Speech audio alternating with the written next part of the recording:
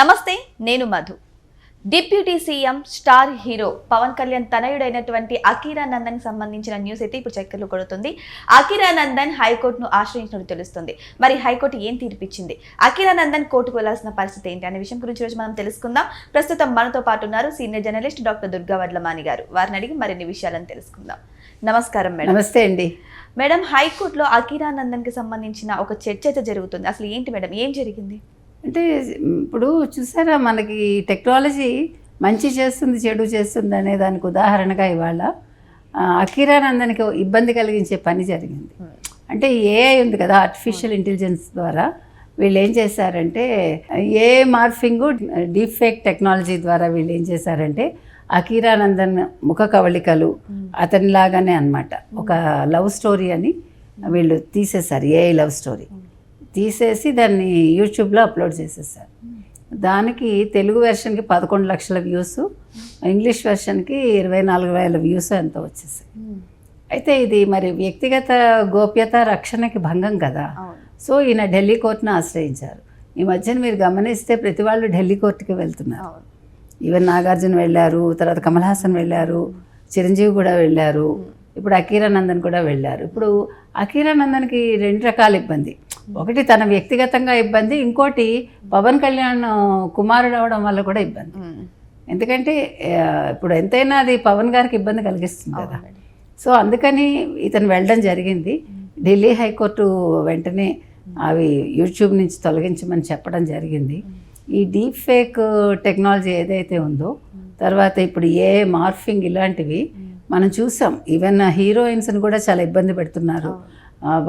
వాళ్ళ ఫేస్లు చాలా అసభ్యకరంగా ఉండే ఒక బాడీకి దాన్ని తగిలించి పెట్టి, అది ఎంత నీచంగా ఉంటుందండి. కుటుంబ సభ్యులు చూసినా ఎవరు చూసినా ఇదేం చేశారంటే ఇతను ముఖ కవళికలు, ఇతను మొత్తం బాడీ లాంగ్వేజ్ అంతా తీసుకుని ఇతను లాగానే ఒక స్టోరీ క్రియేట్ చేసేసి, ఒక లవ్ స్టోరీ, ఒక సినిమా తీసేశారు.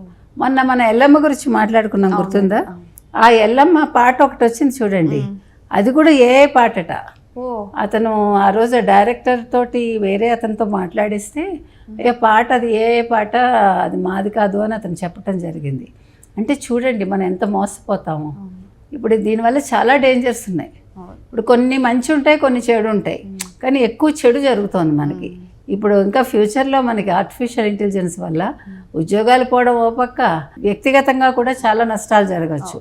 ఏదేమైనా సరైన సమయంలో ఇతను కోర్టుకు వెళ్ళటం జరిగిందండి, మంచిదైంది. సో కోర్టు కూడా అతనికి అనుకూలంగా తీర్పు ఇచ్చింది. ఇంకా తుషార్ నందన్ గేదెల అనే ఆయన చీఫ్ జస్టిస్, ఆయన ఏమన్నారంటే ఇంకా ఇతర కంటెంట్లు ఏమన్నా ఉన్నా సోషల్ మీడియాలో, తర్వాత ఇవన్నీ కూడా షేర్ చేయడానికి అది వీల్లేదని గట్టిగా చెప్పడం జరిగింది. మొత్తానికి తీర్పు అయితే వెలువడింది. సో ఇవాళ అకీరా నందన్ ఊపిరి పీల్చుకోవచ్చు.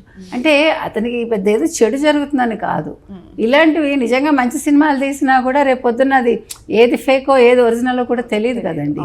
ఎవరికి వాడు ఇప్పుడు 11 లక్షల వ్యూస్ అంటే వాళ్ళకి ఎంత డబ్బులు వస్తాయి అంటే అది తప్పు కదా. ఇప్పుడు ఏది కూడా మనం ఒక వ్యక్తి అనుమతి లేకుండా ఆ వ్యక్తికి సంబంధించిన ఫోటోలు కూడా వాడకూడదు కదా. అది ముఖ్యంగా సెలబ్రిటీస్కి ఇదో పెద్ద తలనొప్పి. ఇవాళ ఒకళ్ళు తీసారు, రేపు 10 మంది తీస్తారు, ఎక్కడ ఆగుతాయి?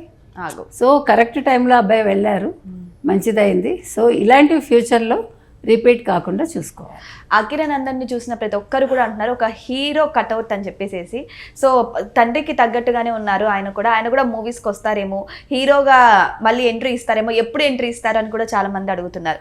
మరి అకీరా నందన్ కూడా హీరోగా ఎంట్రీ ఇచ్చే అవకాశాలు ఉన్నాయి మేడం? హీరో అవుతారు అతను, కానీ ఎప్పుడని మనం చెప్పలేమండి. ఇంకా ఏడాది అవుతున్నా, 2 ఏళ్ళు, ఇంకా చిన్నపిల్లాడు కదా. సో కొంచెం అన్నీ తను నేర్చుకున్నాక వస్తే బాగుంటుంది. ప్లస్ ఒక డిగ్రీ అనేది చేతిలో ఉండాలండి. ఒక డిగ్రీ హోల్డర్గా ఉండి తను సినిమాకి కావాల్సినవన్నీ నేర్చుకున్నాక అప్పుడు వస్తే ఏ అబ్బాయి అయినా సరే, మామూలు వాళ్ళైనా లేదు సెలబ్రిటీ పిల్లలైనా కూడా అలా వస్తే బాగుంటుంది. అంటే ఇబ్బంది ఉండదు, బేసిక్ డిగ్రీ కూడా ఉంటుంది చెప్పుకోవటానికి. ఆ తర్వాత అన్ని కళలు నేర్చుకుంటే యాక్టింగ్ ఈజీ అవుతుంది. మీరు అన్నట్టు అబ్బాయికి అన్నీ బాగున్నాయి.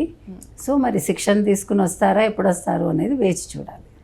సో ఏదేమైనా సరే ఇప్పుడు ఏఐ ద్వారా అకిరానందన్ యొక్క కవలికలు, అకిరానందన్ యొక్క మాటలు అన్నీ కూడా వాళ్ళు క్రియేట్ చేసి ఒక ఫిలింని తీయడం జరిగింది. ఇది ఎందుకు దారితీస్తుందో అర్థం కావట్లేదు. ఇది నిజంగానే సమాజ అభివృద్ధికి దారితీస్తుందా, లేకపోతే వారి పర్మిషన్ లేకుండా వ్యక్తిగత గోప్యతకు భంగం కలిగేలా చేస్తుంది అనేది కూడా మనకందరికీ తెలిసిందే. మరి ఇటువంటివి నిజంగానే హానికరం అంటారా, లేకపోతే అభివృద్ధికి బాట అంటారా? మరి మీరే చెప్పాల్సిందే. Thank you so much. Thank you madam. Thank you.